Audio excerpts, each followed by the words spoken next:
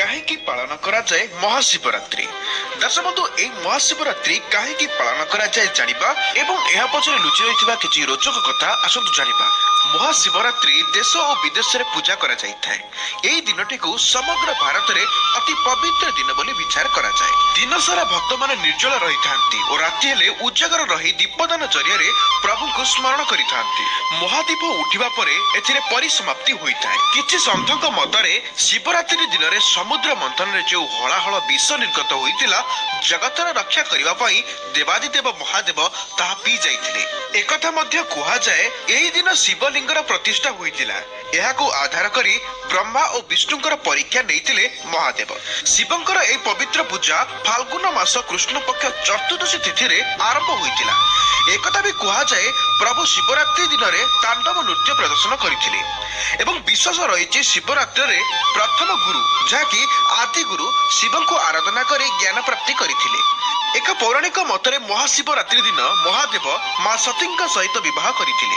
ସ୍କନ୍ଦ ପୁରାଣ, ଲିଙ୍ଗ ପୁରାଣ ଓ ଶିବ ପୁରାଣରେ ସ୍ପଷ୍ଟ ଭାବରେ ମହାଶିବରାତ୍ରି ବିଷୟରେ ଉଲ୍ଲେଖ ରହିଛି। ତେବେ ଅଜ୍ଞାନ ଓ ଅନ୍ଧାରରୁ ମୁକ୍ତି ପାଇଁ ଏହି ଦିନକୁ ପାଳନ କରାଯାଏ।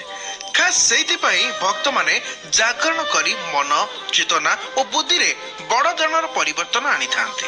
କେବଳ ସେତିକି ନୁହେଁ, ଶିବରାତ୍ରି ଦିନରେ ତତ୍ତ୍ୱ ଏକଥା ବି ସୂଚାଇଥାଏ ସୃଷ୍ଟିର ସର୍ଜନ ଏଭଳି ହୋଇଛି ଯେଉଁଠି ଅନ୍ତିମ ନିର୍ଣ୍ଣୟରେ ଏକ ବିନ୍ଦୁରେ କେହି ବି ପହଞ୍ଚି ପାରିବେ ନାହିଁ। ଅର୍ଥାତ୍ ଜଗତର ପ୍ରତିଟି ପ୍ରାଣୀ ବଡ଼ ଓ ଛୋଟ ବୋଲି କୁହାଯାଇ ପାରିବ ନାହିଁ। ସମୟର ଆବଶ୍ୟକତାରେ ଜଗତର ପ୍ରତିଟି ସୃଷ୍ଟି କିଛି ନା କିଛି ଜ୍ଞାନର ଅଧିକାରୀ ଏବଂ ସ୍ଥଳ ବିଶେଷରେ ଉପଯୋଗୀ ମଧ୍ୟ। ଆଶୁତୋଷ ଶିବରାତ୍ରି ଦିନରେ ଭକ୍ତଙ୍କୁ ଆଶୀର୍ବାଦ ଦେଇଥାନ୍ତି। ଆମ ବ୍ୟବସ୍ଥାରେ ପ୍ରତି ଚନ୍ଦ୍ର ମାସରେ ଶିବଙ୍କୁ ପୂଜା ଦିଆଯାଇଥାଏ। ଦ୍ୱାଦଶ ମାସରେ କରାଯାଉଥିବା ଶିବଙ୍କର ଏହି ପୂଜାକୁ ମହାଶିବରାତ୍ରି ବୋଲି କୁହାଯାଏ। ଅନ୍ୟ ସବୁ ଦେବାଦେବୀଙ୍କ ପୂଜା ଅପେକ୍ଷା ଏହାର ସ୍ୱତନ୍ତ୍ରତା ରହିଛି। ଦିନଟି ଯାକ ଉପବାସ ରହିବା ପରେ ଜାଗର ଜାଳି ପ୍ରଭୁଙ୍କର ଆରାଧନା କରିଥାନ୍ତି।